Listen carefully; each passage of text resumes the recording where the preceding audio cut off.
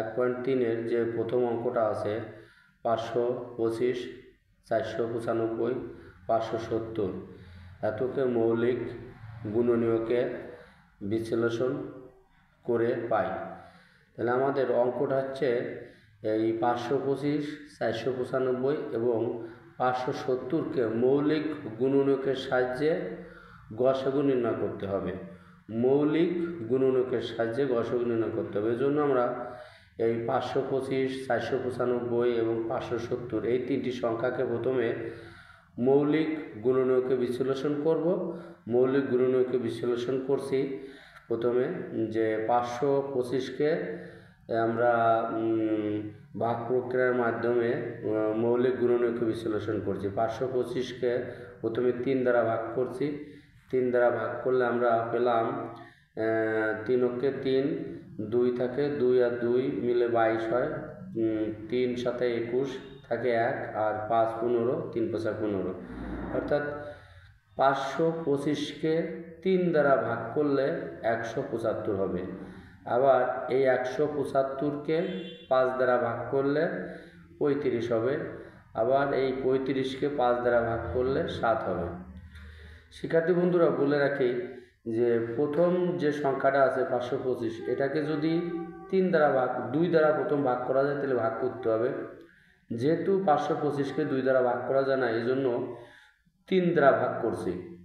এবার 3 দ্বারা ভাগ হয়েছে। এবার 175কে যদি 2 দ্বারা 3 দ্বারা ভাগ করা যেত তাহলে করতাম। যেহেতু 2 এবং 3 দ্বারা ভাগ করা যায় না এবং 4 দ্বারাও ভাগ করা যায় না, এজন্য আমরা 5 দ্বারা ভাগ করেছি। 5 দ্বারা ভাগ করলে 35 হয়েছে। আর তোমরা তো জানো 35কে 5 দ্বারা ভাগ করা যায়, 5 × 7 = 35। একইভাবে 495কে আমরা ভাগ প্রক্রিয়ার মাধ্যমে মৌলিক গুণনীয়কে বিশ্লেষণ করছি। 495কে প্রথম 3 দিয়ে ভাগ করা যায়, 165 হবে। তারপরে 165কে 3 দ্বারা ভাগ করলে 55 হবে। আবার 55কে 5 দ্বারা ভাগ করলে 11 হবে। অর্থাৎ কোন কোন এই যে 495 সংখ্যাকে যে ভাগ করব, এটাকে প্রথমে 2 দ্বারা দেখতে হবে ভাগ করা যায় কিনা, 3 দ্বারা দেখতে হবে যায় কিনা। তো দেখা গেল 2 দ্বারা ভাগ করা যায় না 495কে, এই জন্য আমরা 3 দ্বারা ভাগ করলাম। 3 দ্বারা ভাগ করলে 165 হলো। 3 দ্বারা ভাগ করলে কত হলো? 165। এবার 165কে 2 দ্বারা ভাগ করব, কিন্তু ভাগ করা যায় না, এজন্য আমরা 3 দ্বারা ভাগ করলাম। 3 দ্বারা ভাগ করলে 55 হলো। ঠিক, এবার 55কে যদি 2, 3 এবং 4 দ্বারা ভাগ করা যেত তাহলে করতাম। যেহেতু 55কে 2, 3, 4 দ্বারা ভাগ করা যায় না, এজন্য আমরা 5 দ্বারা ভাগ করলাম। 5 × 11 = 55। একইভাবে 570কেও আমরা ভাগ করলাম, মানে মৌলিক গুণনীয়কে বিশ্লেষণ করলাম। প্রথম 2 দ্বারা ভাগ করা যায়, তারপর 3 দ্বারা, তারপরে 5 দ্বারা, তারপর তাহলে দেখলাম এই 525, অর্থাৎ 525 সমান আমরা কি পেলাম? এই যে এখানে 3, 5, 5 এবং 7 এগুলো গুণ আকারে লিখে দিলাম। 3 × 5 × 5 × 7। একইভাবে এই 495কে আমরা কীভাবে লিখতে পারি? এই পাশেরগুলো 3, এই যে 3, 3, 5, 11 এগুলো গুণ আকারে লিখলাম। একইভাবে 570কে আমরা যে মৌলিক গুণনীয়ক, অর্থাৎ যেগুলো দ্বারা ভাগ করছি এগুলোকে বলা হয় গুণনীয়ক। তাহলে 570কে কি গুণনীয়ক পেলাম? 2, 3, 5, 19। তাহলে এখন আমাদের কথা হচ্ছে যে এইগুলো থেকে আমরা গসাগু বের করব, কিন্তু গসাগু বের করার একটা সিস্টেম আছে যে এই প্রথম সংখ্যার যে গুণনীয়কগুলো হলো এবং দ্বিতীয় সংখ্যার যে গুণনীয়ক এবং তৃতীয় সংখ্যার যে গুণনীয়ক, এই গুণনীয়কগুলোর ভিতরে গুণনীয়ক মানে বলছি যে এখানে 3 আছে, এখানেও 3 আছে, এখানেও 3 আছে, কিন্তু দেখতে হবে একটা 3 সব জায়গাতেই আছে। বাট যদি আমি দুটো 3 নিতে যাই, এইখানে দুটো 3 আছে, এটা, কিন্তু ওই 570-এর ভিতরে দুটো 3 কিন্তু নাই। একইভাবে আবার 525-এর ভিতরে 2টা 3 নাই, একটা 3 আছে। সুতরাং আমি কিন্তু এই একটা 3, এই একটা 3, একটা 3, প্রত্যেকটা জায়গা থেকে একটা করে 3 আমি নিতে পারবো। এর জন্য দেখো যে নির্ণয় গসাগু যখন হবে তখন সেটা বের করার জন্য কি করতে হবে যে 525, 495 ও 570-এর সাধারণ গুণনীয়ক, অর্থাৎ যে গুণনীয়কগুলো প্রত্যেকের ভিতরে থাকবে 525-এর ভিতরে 495 এবং 570, এই প্রত্যেকটা সংখ্যার ভিতরে যে গুণনীয়কগুলো আছে, দেখতে পেলাম 3 সবার ভিতরে আছে এবং 5 সবার ভিতরে আছে, কাজেই আমরা লিখে দিছি 3 এবং 5। তাহলে 525, 495 ও 570-এর সাধারণ গুণনীয়কগুলো 3, 5। তাহলে নির্ণয় গসাগু হবে এই 3 আর 5-এর গুণফল, 3 আর 5-এর গুণফল। তাহলে 3 আর 5 যদি গুণ করি হবে 15, এবং এটাই হবে যে আমাদের প্রশ্নটা ছিল যে, আবার একটু দেখাই প্রথম থেকে।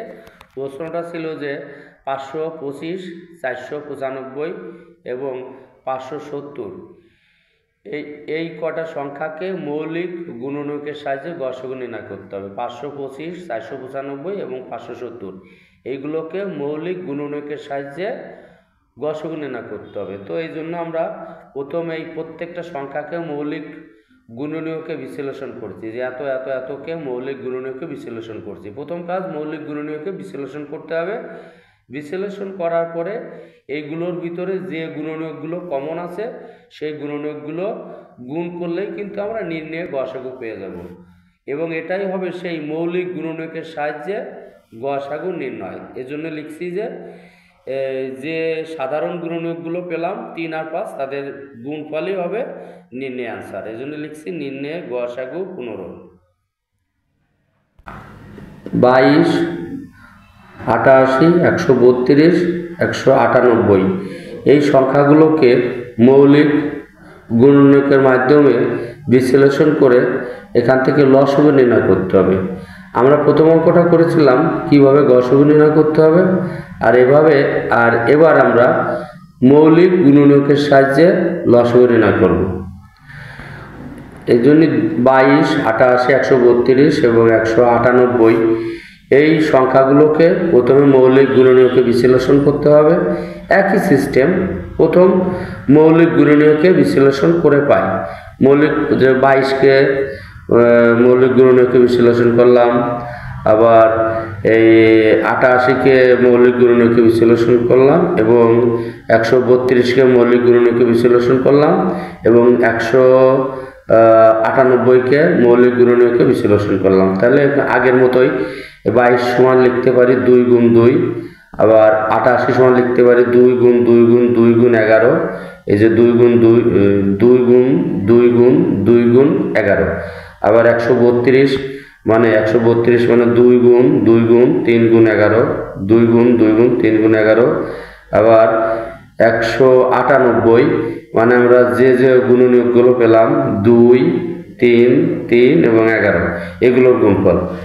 তাহলে যেহেতু এটা কিন্তু আমাদের মৌলিক গুণনীয়কের সাহায্যে লসাগু নির্ণয় করতে হবে, কিন্তু গসাগু আর লসাগু থেকে একটু আলাদা, কারণ গসাগুগুলো হচ্ছে সাধারণ গুণনীয়ক, গসাগুর বেলায় সাধারণ গুণনীয়ক, আর লসাগুর বেলায় যে প্রত্যেকটা গুণনীয়ক সর্বোচ্চ কতবার আছে সেইগুলোর গুণফলই হবে লসাগু।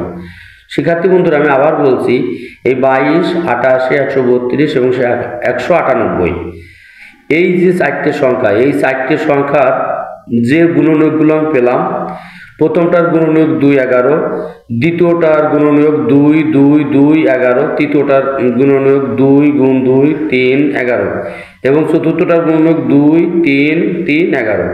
তাহলে আমরা যদি দেখি 2 সর্বোচ্চ কয়বার আছে, 1, 2, 3।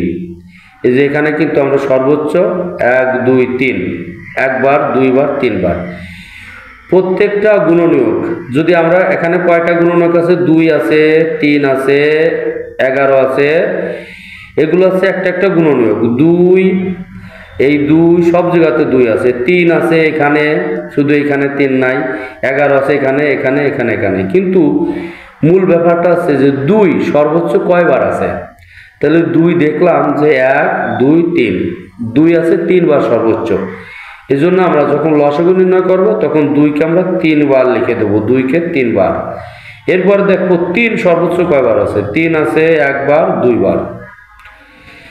নিচের লাইনে 3 আছে দুইবার, তার আগের লাইনে 3 আছে একবার, তার আগের লাইনে 3 নাই, তার আগের লাইনে 3 নাই। কিন্তু সমস্যা নাই না থাকলেও, যেটা করতে হবে সেটা হচ্ছে 3 সর্বোচ্চ কতবার আছে? 3 আছে সর্বোচ্চ দুইবার। এই যে সর্বোচ্চ 3 দুইবার দেখানো হলো।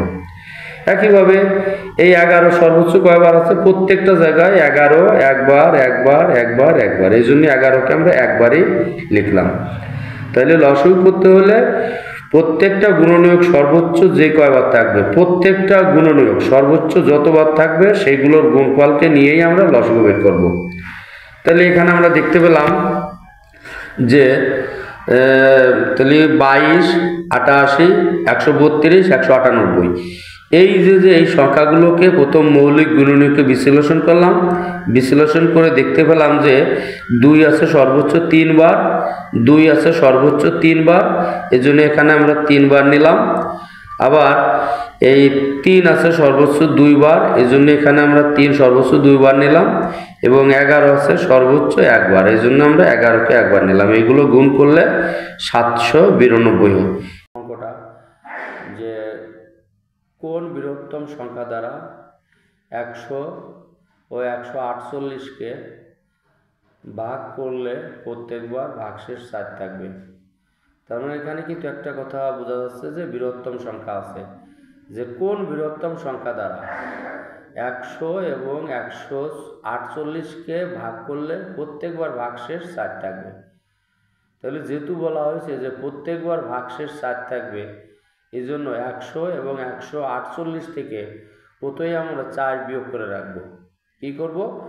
যেহেতু প্রত্যেকটা সংখ্যা থেকে 4 বিয়োগ করে রাখবো। এখানে আমরা দেখাইছি যে 100 থেকে 4 বিয়োগ করে রাখছি, 100 থেকে 4 বিয়োগ করলে 96, এবং 184 থেকে 4 বিয়োগ করলে 180। এবং এই ধরনের অঙ্কগুলো সাধারণত একটা সিস্টেমের মধ্য দিয়ে করতে হয়। তো যখন কোনো বৃহত্তম সংখ্যা উল্লেখ থাকে তখন এটাকে কিন্তু গসাগু করতে হয়, যে কোন বৃহত্তম সংখ্যা দ্বারা এত এত সংখ্যাকে ভাগ করলে প্রত্যেকবার 4 ভাগশেষ থাকবে। তো যেহেতু প্রথমে বৃহত্তম সংখ্যা আমাদের বলছে, এজন্য আমরা এটাকে গসাগু করব। যে এই যে বিয়োগ করার পরে 100 থেকে 4 বিয়োগ করলে 96, এবং 184 থেকে 4 বিয়োগ করলে 180। এখন আমরা এই 96কে 180 দ্বারা ভাগ করব, মানে ভাগ প্রক্রিয়ায় গসাগু করব। তাহলে দেখি 196কে 96 দিয়ে 180কে ভাগ করলে প্রথমে একবার যায়, একবার গেলে 96 হয় এবং ভাগশেষ থাকে 84। এই 84 দিয়ে আবার 96কে ভাগ করব, তাহলে 84 ভাগ 96 আবারও একবার যায়, একবার গেলে ভাগশেষ থাকে 12। এই 12 দিয়ে লাস্ট আবার এই 84কে ভাগ করব, তাহলে 7 বরং 84, এবং এখানে ভাগশেষ 0। তাহলে আমরা দেখাইছি তীর চিহ্ন দিয়ে, এখানে আমাদের শেষ ভাগশেষ 12। তাহলে এখানে গসাগু কিন্তু 12ই হবে। আমরা জানি ভাগ প্রক্রিয়ায় গসাগু নির্ণয় করার সময় শেষ ভাগশেষ যেটা হবে সাধারণত সেটাই গসাগু। এই জন্য আমরা লিখছি যে 96 এবং 180 এর গসাগু 12, অর্থাৎ বৃহত্তম সংখ্যাটি হবে 12। আমাদের বইয়ের 6 নাম্বার যে অঙ্কটা আছে, সে অঙ্কটা কিন্তু বলা হয়েছে যে 27, 40 এবং 65কে কোন ক্ষুদ্রতম সংখ্যা দ্বারা ভাগ করলে ভাগশেষ যথাক্রমে 3, 4 এবং 5 থাকবে। তো এই জন্য যেটা ভাগশেষ থাকবে, যেমন 3, 4 এবং 5, এই তিনটে সংখ্যা এই 27 থেকে 3, 40 থেকে 4 এবং 65 থেকে 5 বিয়োগ করা লাগবে। তোমরা গণিত বইটা খুলে দেখবে 6 নম্বর অঙ্কে যে অঙ্কটা কি দেওয়া আছে। বলা আছে যে কোন ক্ষুদ্রতম সংখ্যা দ্বারা 27, 40 এবং 65কে ভাগ করলে যথাক্রমে 3, 4 ও 5 ভাগশেষ থাকবে। তাহলে যেটা ভাগশেষ থাকবে সেগুলো প্রথম বিয়োগ করতে হবে।